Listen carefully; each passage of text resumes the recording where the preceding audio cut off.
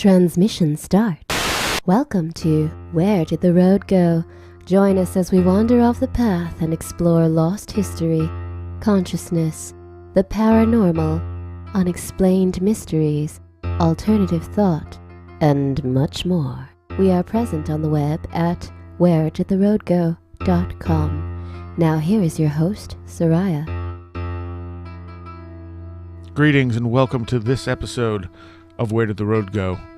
Tonight I'm going to be talking with Thomas Spriggs, and Thomas has written a book called Into Nowhere, and it's an interesting book. It takes a look at the patterns of disappearances initially put down by David Paulides. He's added some of his own observations into it. This is not a book of cases. He's not just putting out cases there. What he's doing is looking at the cases that exist, adding a few more in that he's found in his own research, and looking at the patterns that exist in these disappearances. As such, it's a little bit of a dry book. It's not meant so much as entertainment as information. If you're interested in this, I think he might actually have a piece here. It does make consistent sense. Perhaps after we had more cases, it might either verify or nullify it, but time will tell. And I did have an email related to this that I wanted to address. And this involves the paradoxical undressing. And David Paulides has often cited this as not being possible in the cases that he is relaying. And this comes from Ryan. He says, I'm a board-certified neurologist in Idaho. I listened to your recent show with David Paulides and Missing Hunters. Paradoxical undressing was discussed, and I wanted to give a physician's perspective. Paradoxical undressing is a real phenomena and has been reported in highly respected peer-reviewed medical journals. There is a clear pathology that explains why people do this. There are hundreds of cases where people who have died or survived severe hypothermia are found without clothes or missing clothes. Mr. Paulides, when asked about this, referred to mountaineers who have climbed Everest not seeing this phenomena. He cites this evidence that paradoxical undressing is not real. There is a website that documents many of these climbers who have died on Everest, some of which are missing shoes, gloves, hats, etc., which shows this occurring on Everest. While paradoxical undressing doesn't explain why people are missing, it should be taken into account when clothes are missing or cold is involved. It should at least be something to consider as a real phenomena. There are 5 stages of hypothermia based on core temperature. Keep in mind the second stage, 28 to 32 degrees Celsius, that's 82 to 90 degrees Fahrenheit, people can have altered mental status. This may explain some of the reasons people act irrationally after exposure.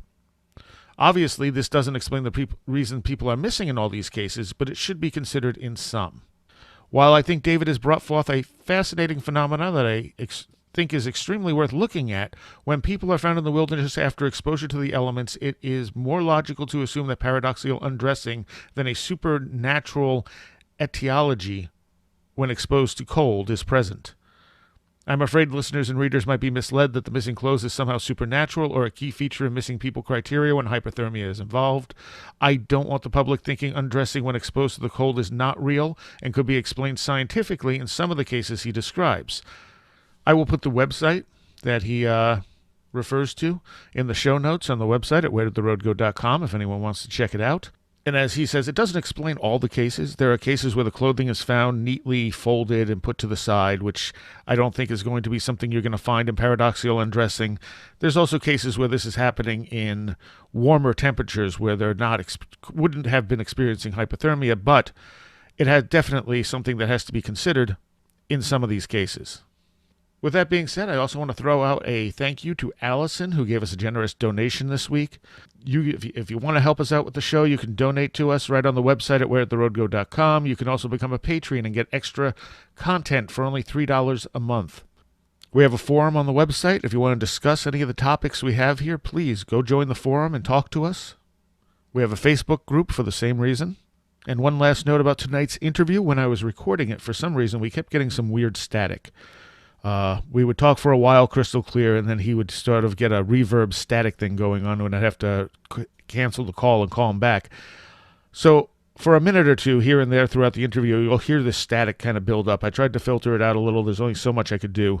And then it'll just go away because we we redid the call and everything was fine for a little bit. So I apologize for that. It might be a little irritating here and there, but it doesn't last for very long.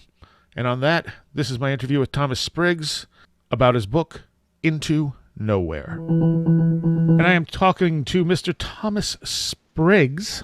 And your book, now I'm assuming this is your first book. I know it's your first book on this subject. It's called Into Nowhere. Yes, sir. It is my first book on this subject. It's one of those things that I just happened to stumble on an idea about and then just followed through with it. And by the time I had fleshed it out, I realized I was just going to have to make a book out of it and put it out for everybody to be able to have access to. Okay. So tell people a little bit about your background real briefly. Okay. I work for the University of Phoenix in technical support. I have my bachelor's degree in journalism from Arizona State University. I have my master's from Grand Canyon University, but I owe them for a class because I had a statistics class that just killed me. So I owe them for a class still, or I'll have my master's. And I live in Arizona. I've lived here since 2001, so it's been about 15 years now.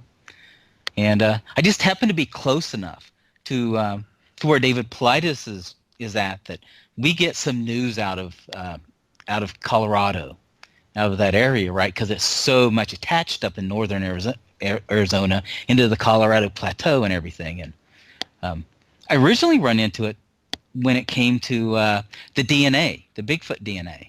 Right. Which was something I was interested in anyway. Mm-hmm.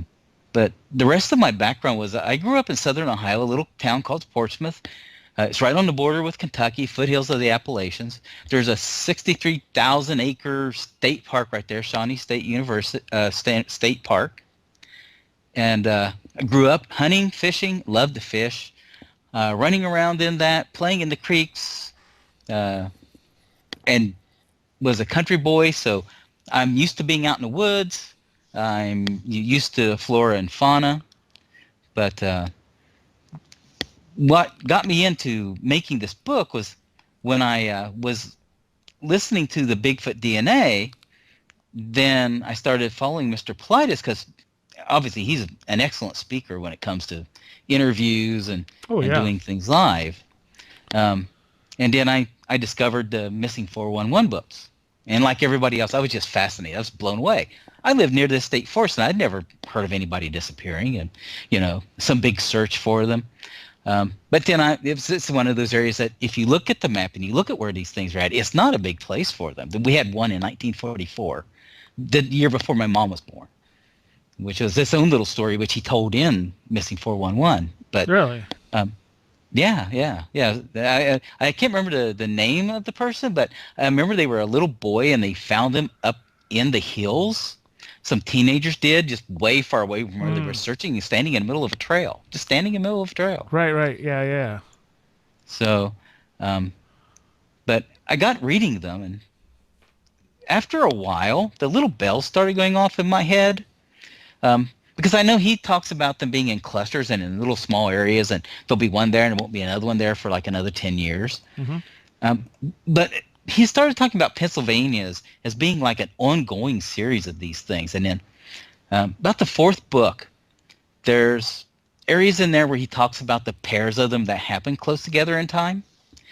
And he just happened to talk about two boys that disappeared in New York.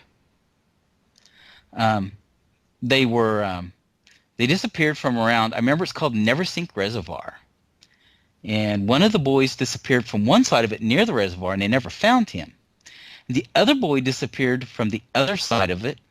And then when they did find his body, they found him in the creek that ran into Neversink Reservoir.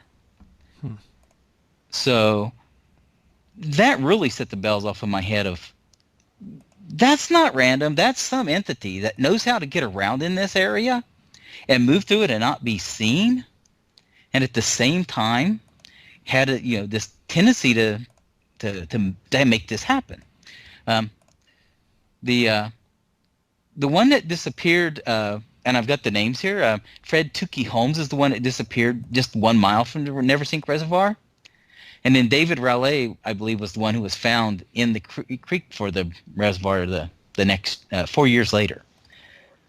So I started going through, and I made a big spreadsheet of all the different places that these disappearances had out of the books, and then I sorted them. I sorted them by state, but I put them side by side so I could see whether the dates in one state like Pennsylvania and the dates in another state like Ohio or West Virginia, something that's next to Pennsylvania, if they overlapped, Right. to see if there was more to it than that. And then I started plotting them out.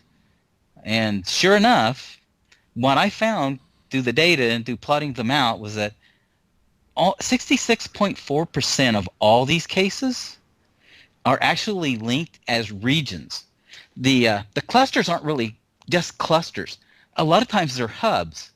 They're where the disappearances might happen once, and then a couple of years later it'll happen a couple of counties away, and then a couple of counties away, and then a couple of counties in a different direction, and then back there again. And we can talk about specifics of that, because if you look through the book, there's places where I point out to you where you can just literally see movement back and forth. Not only that, but I discovered by plotting them out that a lot of these regions change. They'll absolutely change. Like in the Northeast, early on when they had the breakouts from about 1928 to 1960. Well, I'm looking at the wrong one. Forgive me. It's all right. Yeah, I've got the book open. I've got the maps here, so just trying to find the right one that will give us the details that I want to cover with that. There we go. So the group in the Northeast that happens early on is from 1922 to 1958, and if you look at it, it's that section where he talks about in the Missing 411 books about the Bennington Triangle. In that little corner of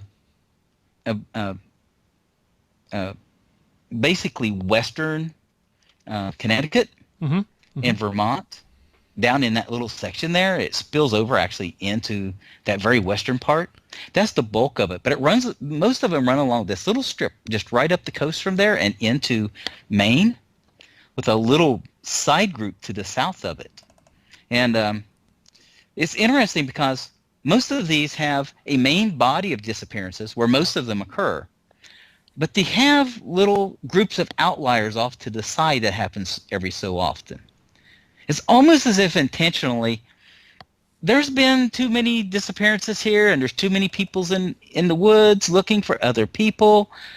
Maybe I need to distract somebody. It's almost like it's intentional, like it's an intelligent thought, because it happens in so many different places. And it happens here along the coast, down in lower Massachusetts and into Connecticut, back towards New York. So you have this area where it just moves back and forth in here, whatever's doing this, and just making people disappear every so often. And then it just kind of stops. And the weird thing is, sometimes when it stops totally. At the end of this, there had hardly been, in this period of time from 22 to 58, there had hardly been any in New York, and only actually one up in the area of the Adirondacks. But in 1958, there's, I think, one in Connecticut, and all the rest of them from 58 to 62 take place in that part of northern New York. And then they stop for like 6 years. Well, when they start up again, there are literally no disappearances in that Bennington Triangle area. All the disappearances, the bulk of them, have moved into the Adirondacks, and that's now the center of this. It just moved to the north and to the west. And then the small area of outliers that are down in the southeast, it almost evaporates. There's only 3 of those. And I just find these patterns over and over again. If you can tell that there's something here, and then it moves to another location. And it has these patterns of having, a lot of times, precursors. It's like there's 1 or 2 or 3, maybe 4 in a big area, right? Mm-hmm. Almost as if it's testing the water to say, what happens if someone disappears? How hard did they come at? What's going to be the response, right? Are they going to saddle up the horses and, and ride out and just cover everything, or what's the response? And then once it becomes a matter of, there's not that big of a response, which is another subject we can talk about, then it seems to just take off. And they'll take off, they'll stop, they'll move, they'll start over. It's fascinating to see, once I plotted them out on the maps, how these areas do this and change so consistently. Probably the one that fascinates me the most is the one in the southeast, down near the Great Smoky Mountains National Park. Basically because it's a big area. It goes from the border of Virginia and North Carolina over near the Tidewater, all the way back over in this little arch towards Birmingham. And their outliers are just this little area between Charleston and Columbia. But it doesn't really work that way. Basically, here you can literally almost just trace what's going on. The first one takes place actually in the area around Birmingham in 1951. And then there's another one at the other end of the southern part of this, up near the Great Smoky Mountain National Park.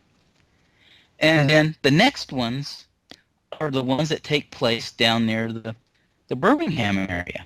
The other 4, there's 4 of them that take place down in this little cluster. Then they move back again, back up to the Great Smoky Mountain National Park. So you would say, well, that doesn't sound very connected. Mm-hmm. But here's the thing. In that little burst of activity there, from 51 to 62, part of that grouping, the last 3 take place exactly in between the other two parts of the set. They take place in 1961 at Lookout Mountain, and in Jasper, Tennessee in 1958, and Falls Branch, Tennessee in 1962. As if to say, here I am right in the middle of all this. But what happens next is just absolutely... I couldn't have written this if I'd wanted to into like a horror book or something. In 1963, a little girl named Phyllis Powell disappears from Woodland, North Carolina. The farthest over towards the Tidewater that this goes, just south of the border of Virginia, near Murfreesboro. Mm-hmm. Okay. She was 5 years old.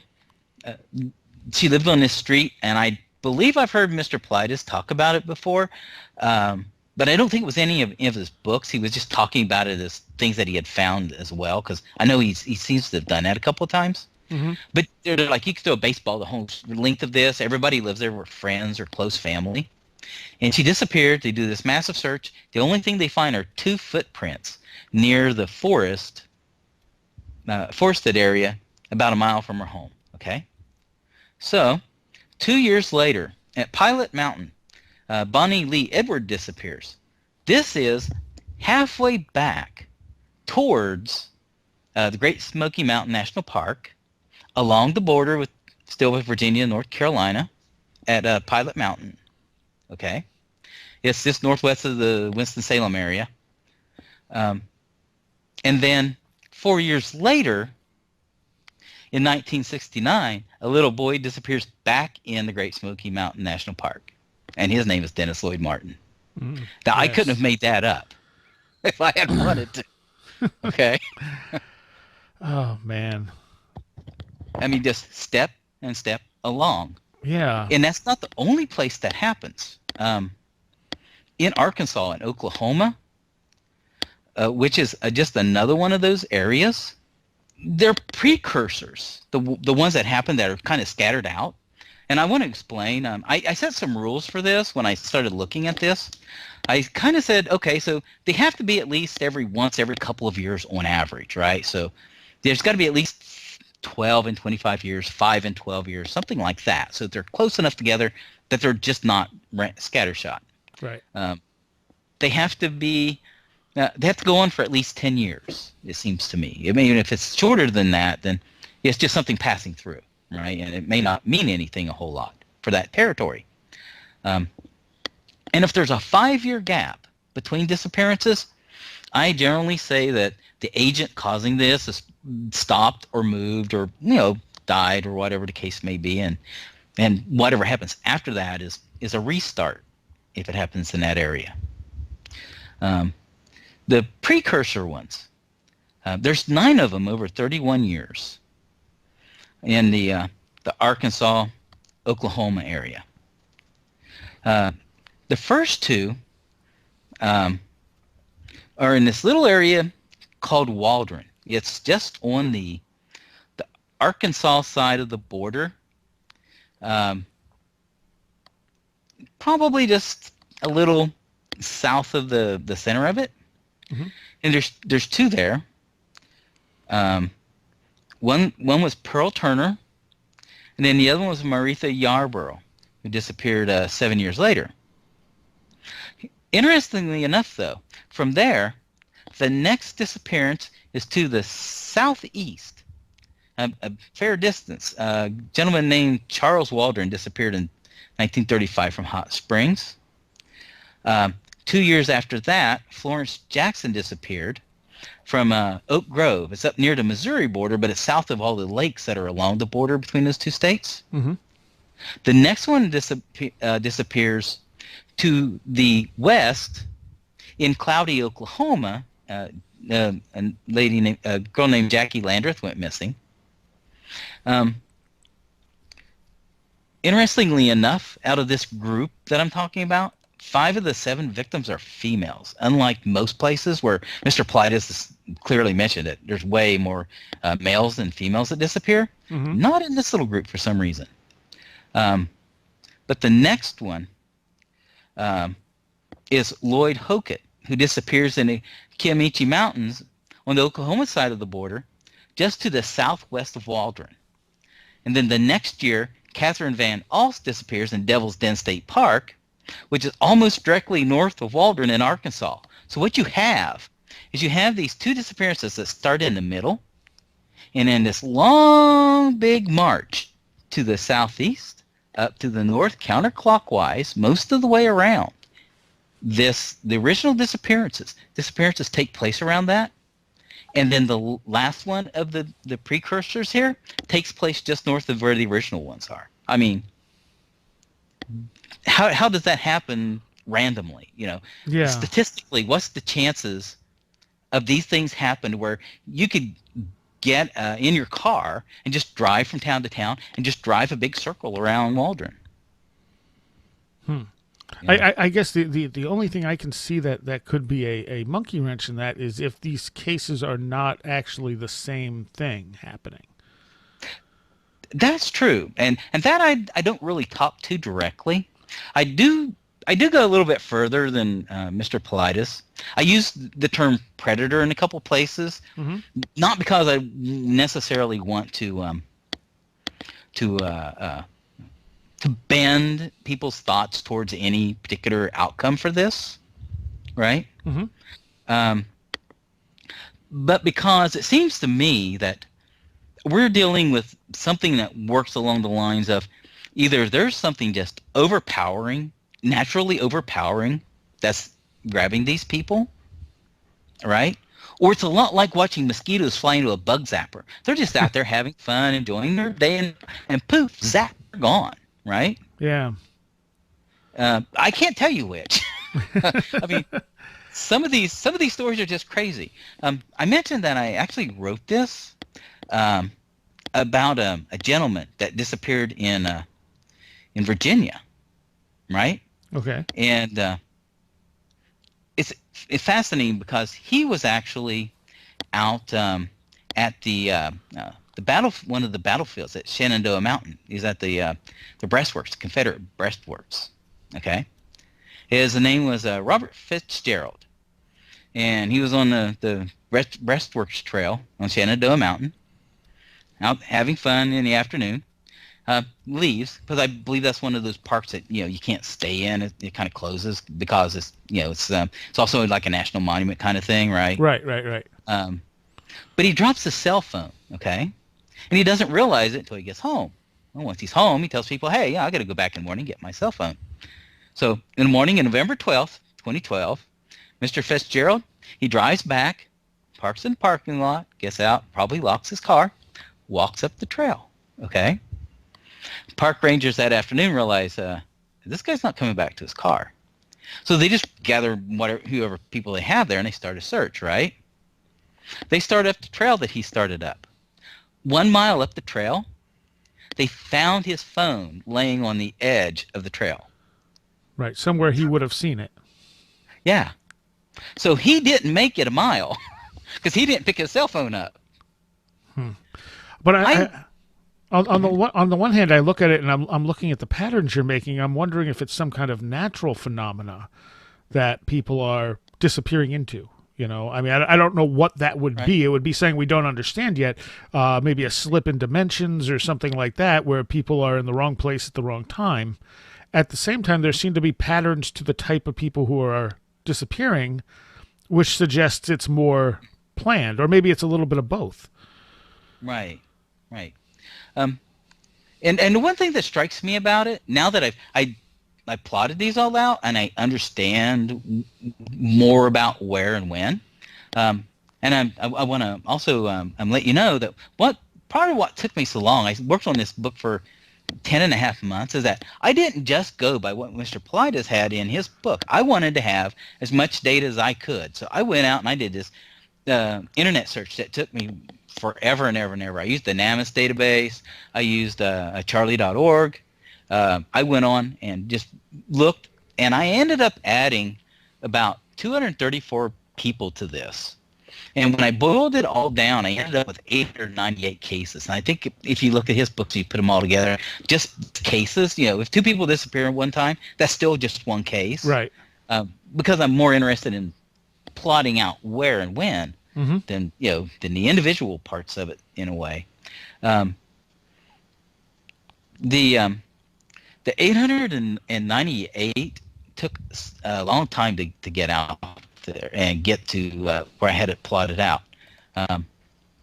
But with the consistency I get out of it, it's hard to say that it's not in some way done by a certain level of intelligence. Right. I mean, there's no way that this could not be done by someone of intelligence. But also, I've noticed that we're talking about something that's not really shy about going right up to the doorstep of a major city and making someone disappear. Right? Yeah.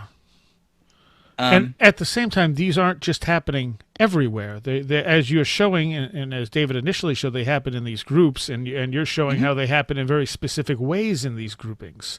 Right. And like you point out, there's very few cases in Texas for some reason.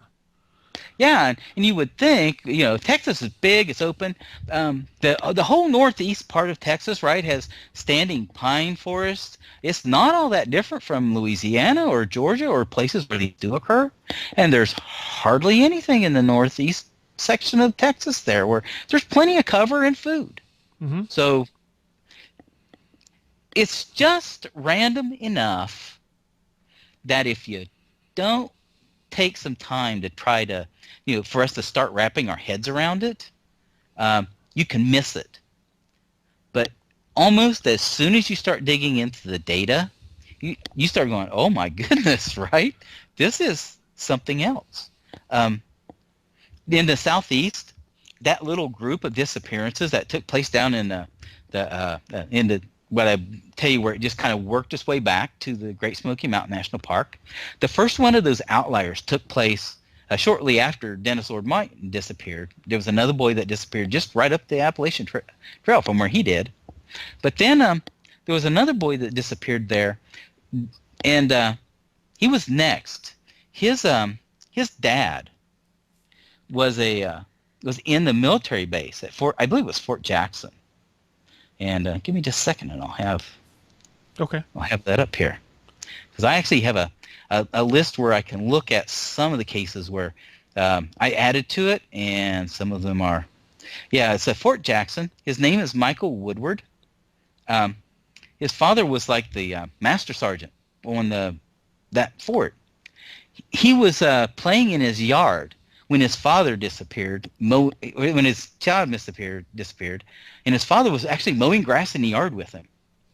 Now that's bold to walk up to someone's house and make a kid disappear, right? Yeah. And this was someone who was well liked and important at the base. They threw 400 soldiers out into the field. They had 3 helicopters. They had people in jeeps.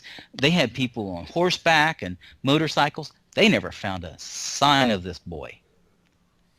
I mean, and it's not the only place you've seen where kids have disappeared right on the edge of a military base. That's bold. True. And that's something that knows human nature enough to know how to get around and into the edges of a city. Or disguise itself. Or disguise itself. That's true. That's true. And Mr. Paulides has talked about that a little bit. And like I said, I'm not saying I have any answers. I have like 4 answers and 10,000 questions now, right? Because I've just opened this can of worms, and I'm still trying to digest it and fully understand even what I've done with it. Yeah. But now talk a little bit about the straight line outliers. Okay, so you get these, and it happens in a couple of different places. It happens off the Pennsylvania, off the main group of disappearances back in the 30s and 40s and 50s, and it also happens south of where the disappearances happen up along the western end of the Great Lakes. And these are really odd, because these are one of the ones that happened in my hometown. It's these straight line outliers are more of where they happen in an area, but it's not a grouping where they're happening obviously in just this little tiny space. They're happening almost a given distance from the main area of the disappearances. Like I said, it seems to be intentional of drawing attention away, lowering the pressure and the number of searchers there are out, and people are out in the woods in the main area where disappearances happen. But instead of being in an area, basically what's happening is this agent is going so far from the main group and making someone disappear there.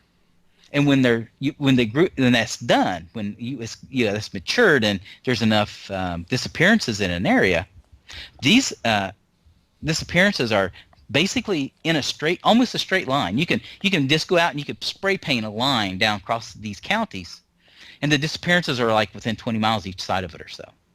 Just right along this area. Just like, okay, well, we're going to go 70 miles away from here and get away from all the pressure that we're creating by disappearances in this area, and we're going to have people go down here, and we're going to go to the same distance, and the same distance, and the same distance again.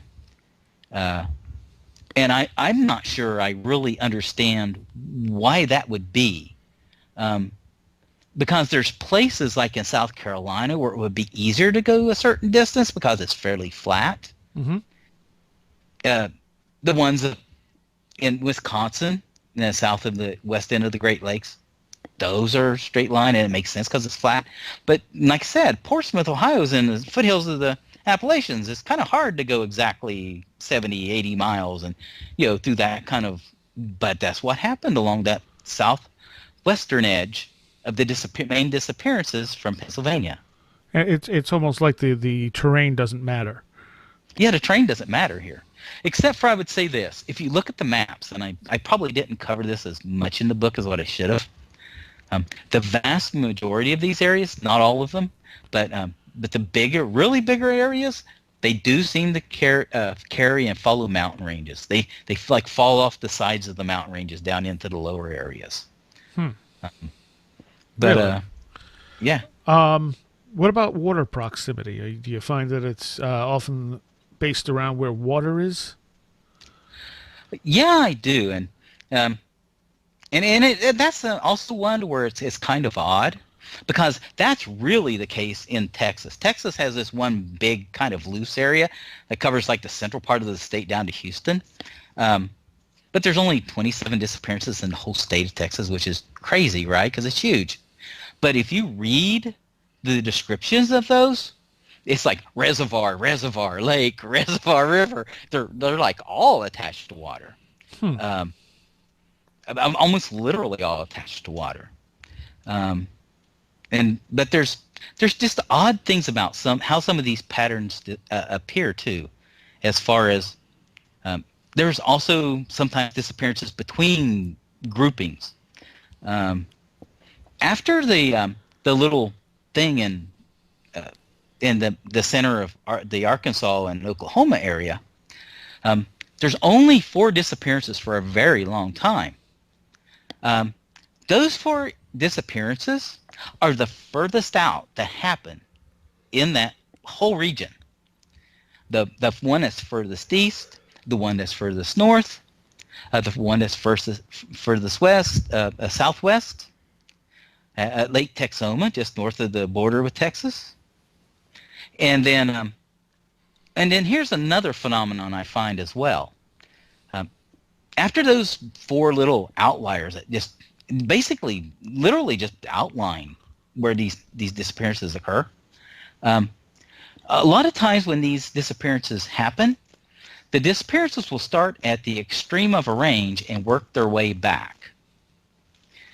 If you look at the maps for Philadelphia, Pennsylvania, I put 3 maps in all together, because if you look at the ones that happened between the real early loose set that took place in the 1880s, there's just some scattered ones that are up in northern Ohio along Lake Erie.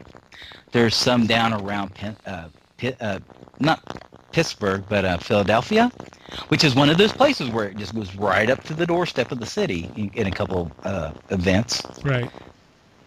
And then they start happening a little more often in those 2 areas. Okay, where they're starting to happen close together now. They're a couple years apart, just one here and there, but they're in those same 2 areas.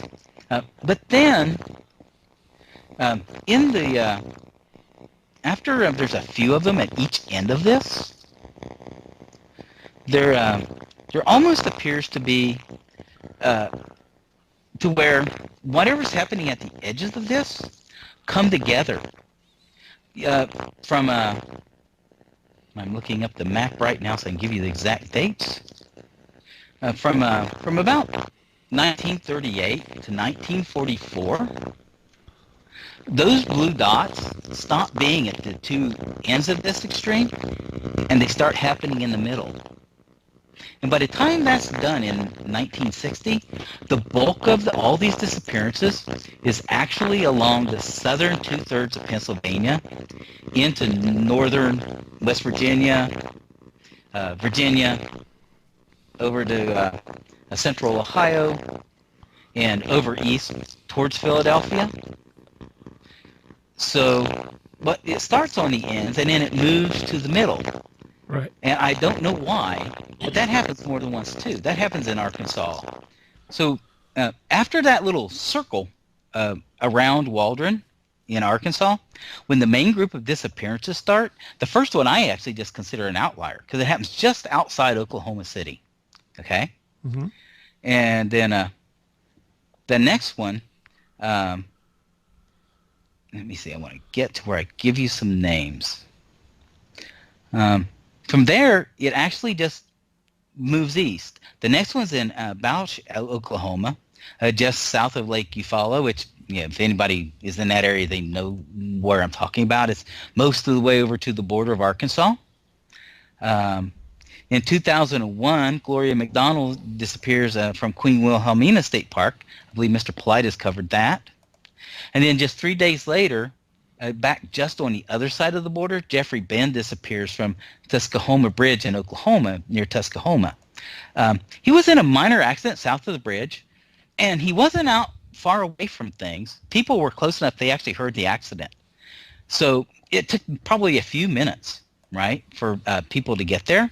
By the time they did, he was gone. They did this huge search, never found anything. In 2006, 5 years later, his body was found 2 miles from where that accident occurred. And then it just moves right over into Arkansas, and the rest of the disappearances in that region take place. And then, I would say that if I'd only found 1 or 2 spots where this happened and they didn't overlap like that, there's probably not a whole lot to it. Right. But there's something odd going on here when I can point to, okay, so this moved along this trail, or this moved in this direction, and I can do it in multiple cases like that. That indicates to me that, like I said, this agent is picking areas that it goes into and it knows really well, and it knows its way around. It knows how to get in, stand basically over a ridge overlooking San Jose or something, and go and get down into the edges of the city, and not even the end of like the first cul-de-sac. I mean, a few blocks in or streets in or whatever, and make someone disappear and get back out. And there's just that sense of intelligence and purposefulness, right? Yeah. I mean, it also could be something moving from outside of our perception, or even outside of our dimension of existence, and just popping in and popping out. And maybe these areas are where it can actually do that at certain times. Right. It knows, okay, so there's only so many people here. This is a small town. Everybody goes to bed at 10. Everything's closed. I can wander around the edge of this freely, right? Mm-hmm. And get in and out and not be seen. I'm technologically advanced enough to do that, or have whatever skills it takes to get in and out of there, because these patterns happen and so often that you just can't ignore the sense that this is intentional.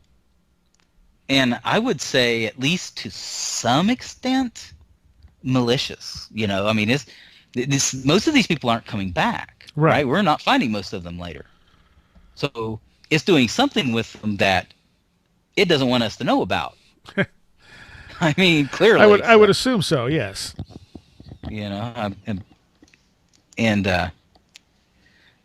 Although when they do come back and they're found, there's usually no cause of death. It's not like something violent is necessarily happening to them. So also got to wonder if maybe they're going through something, they're just not surviving.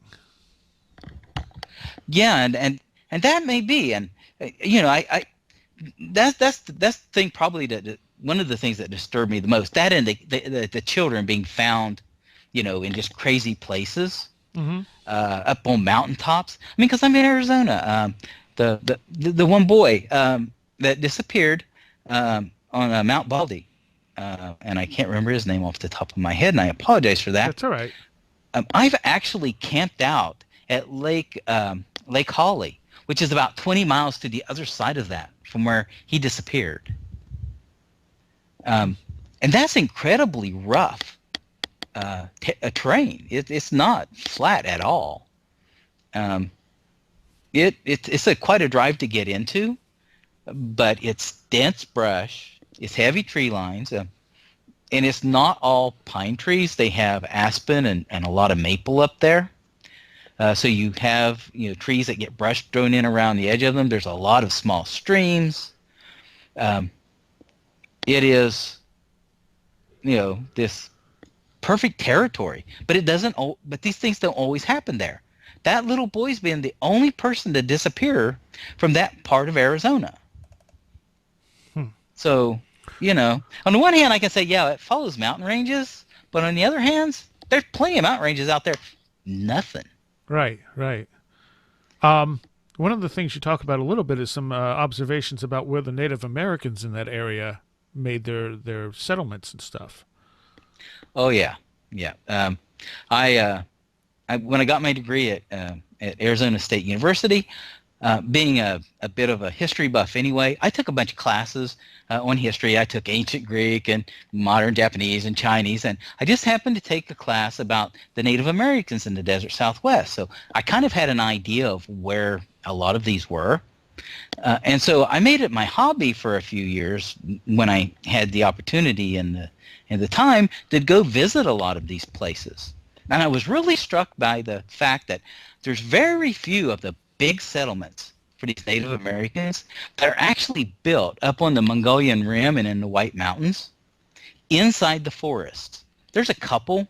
There's the one at Maple Canyon. That's kind of inside more than the edge of the forest. There's a small one at the top of the Grand Canyon, which if you've ever been to the main visitor center, you've seen it because it's just right there off the road. Mm-hmm.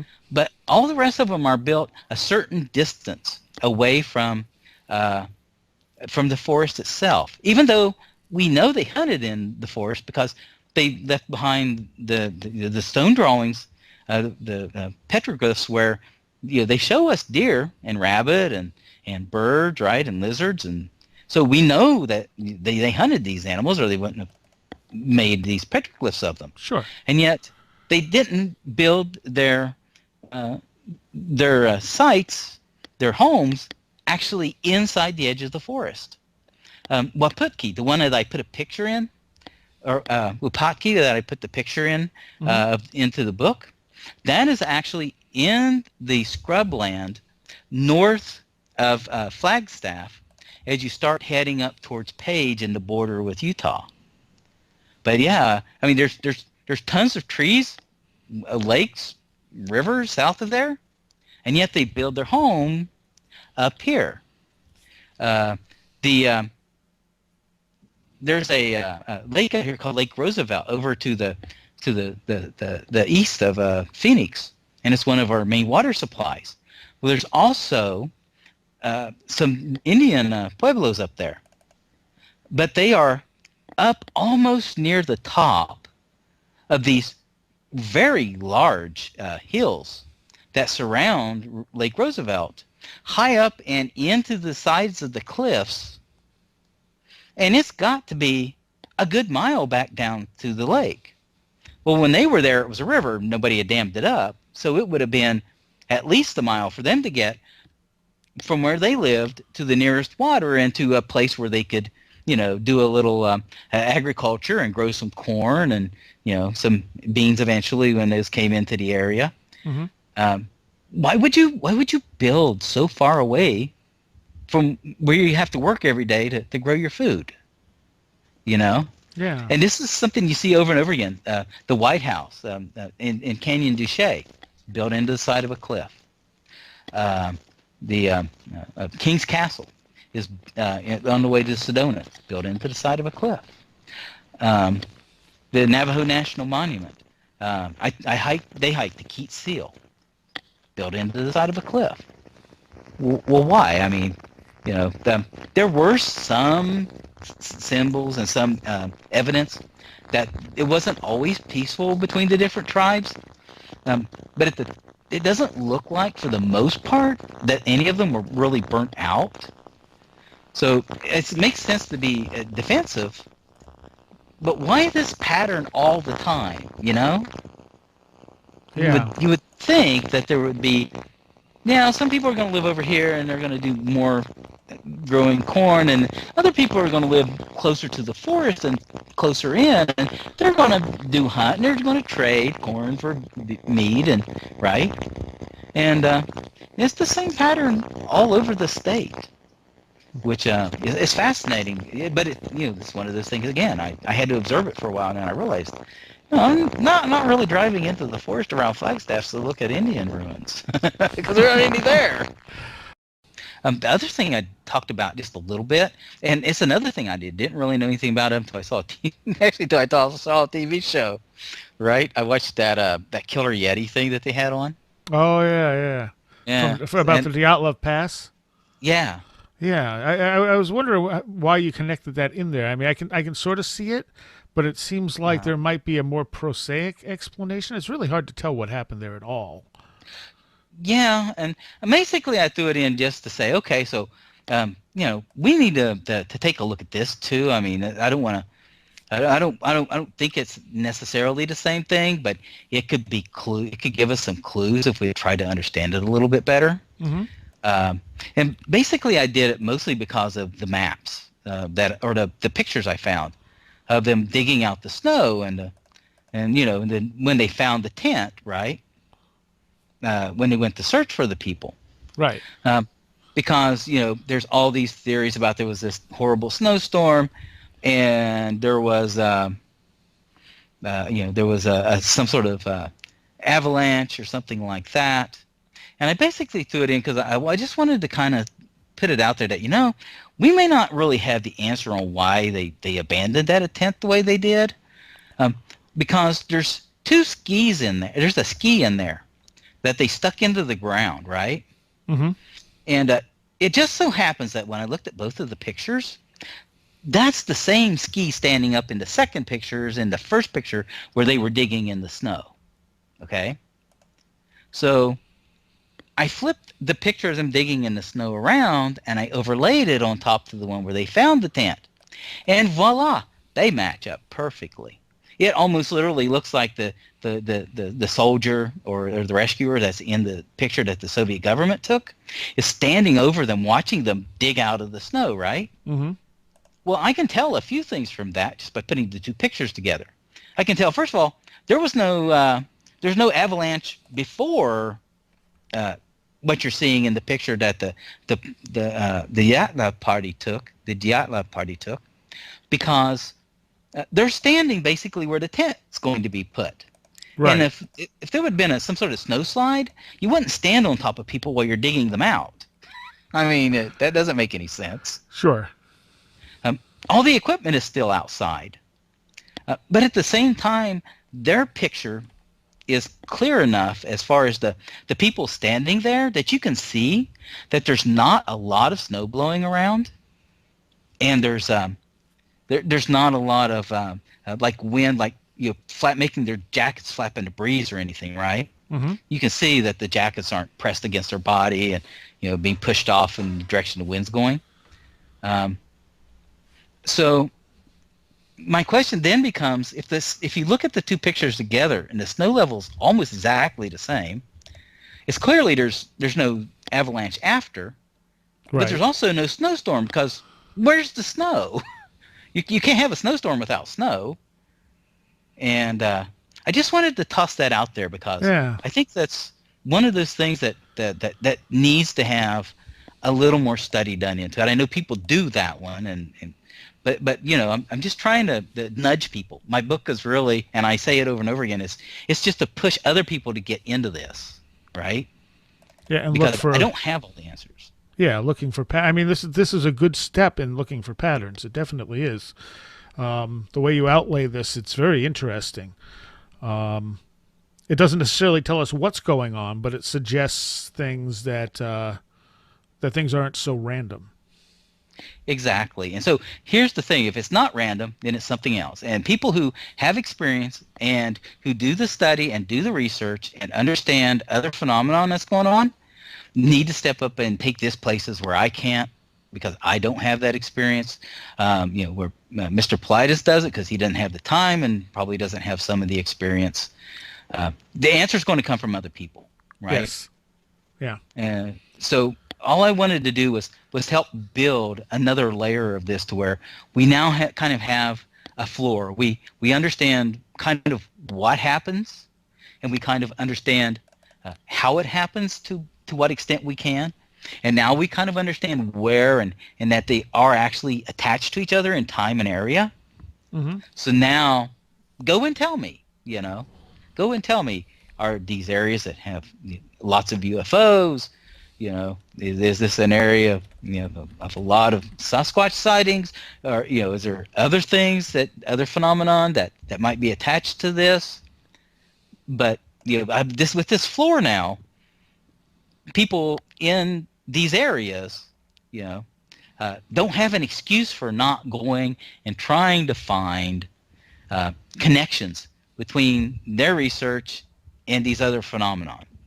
It needs to be attached to other phenomenon so that we do finally start to put a picture together of why people go out in the woods and disappear when they're just walking up a trail to get their cell phone and it's not even a mile away or so. Yeah, yeah. There was a case you talked in here, the Branson Miller case. You remember that one? Yeah, give me just a second. I will find that because I believe that's Branson Miller. Let me see if I can find him. I had made a note, so I'm assuming there was something about it that interested me. Yep. So give me just a second. Let me look in my main spreadsheet. And I also want to mention, the reason I didn't put the spreadsheet in is because they do charge so much at Amazon to print, right? Right. That I just didn't want to add like 10 pages and jack up the price even more for the print version because that's just crazy. Yeah, and your print version does have full color maps and stuff, which is why the price is up a little bit. Right, exactly. They just charge so much to print. So Branson Miller, let me find him. Now this one, oh yeah, okay. So, there were some surprises that I found when I went and I added my cases in to what Mr. Paulides had. And this is in one of those areas. For example, if you just went by what Mr. Paulides had in his books, Philadelphia or Pennsylvania, Ohio is this huge set of disappearances, right? But when I added mine in, it turns out that the Northeast actually has so many more that I found that I added that New York actually has more disappearances in New York than there are in Pennsylvania now. Branson Miller was also one of those because he happened in Missouri. And there's another pattern that we haven't really talked about yet. And that pattern is one that takes place after the earlier disappearances I was talking about in the Southeast. Sometimes these disappearances, instead of becoming a main group and then a little side group, a little set of outliers, they become parallel tracks. Like there's two long stretches of territory that are separated, but the disappearances happen at the same time, and they're literally parallel to each other. Right. And that's part of this. I found several in Missouri that are new that actually ended up making two sets of parallel tracks. One was along the western edge along the Missouri River, and then the other one was along the eastern edge down the Mississippi River. You talk about it connected to water. You can't get much more connected to water than that. Yeah. But Branson Miller was actually one of those cases. He was working on a car with some friends. Went to a shed in his backyard to put away some jumper cables where they were trying to jump the car, and he never came back. Interestingly enough, they said that when they went and looked in the shed, they did not find the jumper cables, but that the jumper cable showed up a couple of weeks later. Now, that may not seem like much of a coincidence, but here's the thing. If you go online, there is a picture of that shed where you can see it. It's in this small town that's built on this very flat area, it looks like.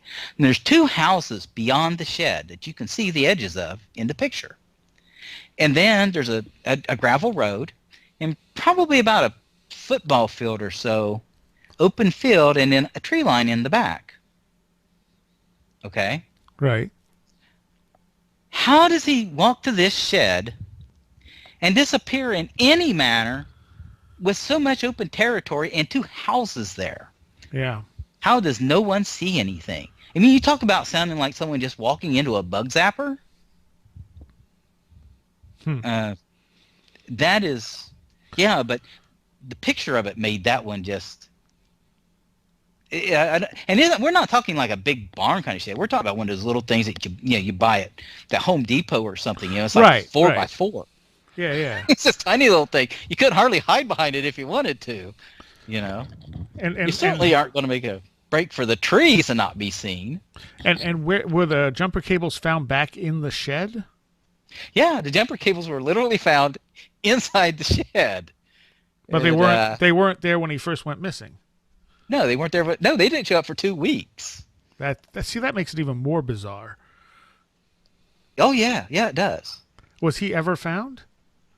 He was never found, I don't believe. Huh. Not that I saw. And then there's another fascinating thing like that. And I think this is one of those things. Well, let me add this. I think that there are two patterns that we need to add to these patterns of how these disappearances occur. And one of them is like that, of people who disappear near their home on the outside, or disappear from around a permanent cabin that's there every year and people use it all summer. Because you'd think that predators wouldn't go around those kinds of structures nearly as often, right?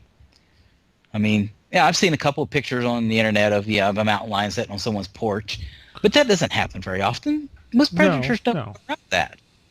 But just, this is the second time we've talked about someone disappearing just outside their house. The little boy that disappeared outside of Fort Jackson, his dad was mowing the grass and he was playing in the yard outside his house. And there's enough of those, I think they add up to something. And there's enough of people who disappear from around their cars. As the gentleman I mentioned that disappeared in Oklahoma, that I think that's also another pattern. Could be, yes. Because there have been just odd things as far as that goes. So I want to talk to you about Robert Vernier. He got into an auto accident, and after the accident, I think he went to try to get help, from what I understand. He walked into the woods, and they tracked him for quite a ways, okay? Mm-hmm. And they track him down along a river, and then they track him up onto the side of a ridge. And all of a sudden, the dog sat down, footprints in, and he's just gone. It's gone, just bug zapper. I mean, I don't know how else to describe it. I mean, how do you do that? And I can't remember off the top of my head. And I wish I could remember the person's name. Mr. Paulides put a person in his book of this lady that had been going to a Catholic retreat, like a monastery or something, right? Mm-hmm. And she abandons her car. It runs out of gas. But her response to that was really weird, because you'd think if you need to go get gas, you're going to walk along the road, right, and walk up. She knew where she was at, basically. Walk along the road, come out to a main road. This was in some dirt road in between two lane paved roads that were probably used pretty regularly. Right. But she doesn't do that. If I remember right, they tracked her trail down along a creek that that's clearly not going to leave you out in the open where people are going to easily see you. And then all of a sudden she walks up on a hill, and when they went to look for her, the dog sat down, the footprints in, and she's gone, just like this gentleman I just spoke of. Now, I don't know what this means. Right. But it's creepy that it's so the same. Why wasn't she walking along the road? Why wasn't he walking along the road? If you're out of gas, you had an accident, you're trying to flag someone down, why would you walk out in the middle of the woods? I mean, were they trying to avoid something? Like I said, I have 4 answers and 10,000 questions. Or were they disoriented? Possibly. That's quite possible. Yeah, and then, like I said, the ending of it being so same, right? They just walk up on a ridge, they walk up on a little hillside, and poof, they're gone from there. And that's not exactly explainable. All right. Well, the book is called Into Nowhere. Yep. And people can get it on Amazon. You have both the Kindle version and a print version. Correct. And just go to Amazon.com, type in Into Nowhere, and go find it, and take a look at the maps and the material I added, and decide for themselves. And like I said, I believe that this will be a good basis now. We have enough information. We can start sorting things out and thinking about things. That the information provided should at least get enough interest that hopefully other researchers will get involved and start following up on some of this stuff, because we desperately need it. It's been so many years since Mr. Paulides started bringing out his books. Now, Thomas, do you have an internet site anywhere where you do any of this? I do not at the moment. Basically, right now I play around on Facebook and Twitter, and that's really all I have time for because I work full time. I do have a page set up of Tom Spriggs where you can go, and I include a couple of maps in the books from the Catskill Mountains and from Yosemite. I had to split the pages for the print version, so if you get the version, the online version of it in the Kindle, they may still be split. But if you go to you look up Tom Spriggs on Facebook, I put the maps up whole. You can just download them and have them. They're yours. Nice. Okay. All right. Any plans on what if you're gonna look into this in any particular direction next? Not at this point. That was a long haul. It took a long time to find all this. Like I said, I put 10.5 months into this. So right now I'm just kind of taking a break and sitting back. And I don't want to make another book and just do it just to be doing it, right? Right. I want, if I want to add something to it, I want it to be of value, just like I feel that this book is of value. So for the moment, I'm going to kind of lay back and see what kind of interest and if we can get the ball rolling a little bit, and then maybe if somebody comes up with something and it rings that bell in my head again, then I'll go ahead and continue and hopefully we'll start getting some answers, or at least getting some of our questions answered as far as that goes. At least a few more pieces that take us in the right direction as to what's happening to all these people. Yes, sir. That would be great. And, I mean, you look at the total number of people that go to the national parks, and it's a lot, and nothing ever happens to them. As you said, you've been out there, and nothing's ever happened to you. Right. But there's enough that are just mysteriously disappearing that something's going on. Oh yeah. Yeah, and I would like also to. Yeah, I got it right here. There was a story that Mr. Paulides mentioned in one of his books. A little boy named Kurt Newton. He just disappeared in Maine from Chain of Ponds. They were camping out, right? And he was the one that had the little big wheel, and they found it on the edge of some quarry, right? And he was never found. There's more to that story though than just that. The police actually went and interviewed everybody, and interviewed his mom. And his mom told this story to the police. His sister, they lived on a house where they had woods in their backyards, and his sister would go and play in those woods, but he never would. He always played up around the house. One day, his mom said, "Well, why don't you go in the woods and play with your sister? She's just right there." I mean, I'm assuming that it wouldn't be very far, probably a few yards. His reply was this: "Mama, there's monsters in there." And I that's all I can say about that. If that doesn't send chills down your spine, I don't know what will. But in one form or another, I think Mr. Newton might have been onto something. And that is, I think, a perfect way to end this conversation for tonight. Well, I appreciate being on. I thank you very much. Yeah, and thank you for putting this together, Thomas. This is a good piece of work. Thank you very much. I hope people get a chance to see it and enjoy it. And that's the main reason I put it out for, is just a spur thought. So thank you very much, sir. All right, and that concludes my talk with Thomas Spriggs. If you have any comments or observations or comments or whatever, of course, shoot them our way. Send us an email, go into the forums, Facebook page, YouTube, whatever works for you. I try to answer as many as possible. And I want to thank everyone who already does that, who already comments to us, shoots us emails, so on and so forth. We're still collecting stories of personal experiences. I hope to be getting those up soon, regularly, maybe even doing an extra show every week or every other week on personal stories, encounters with the paranormal and such.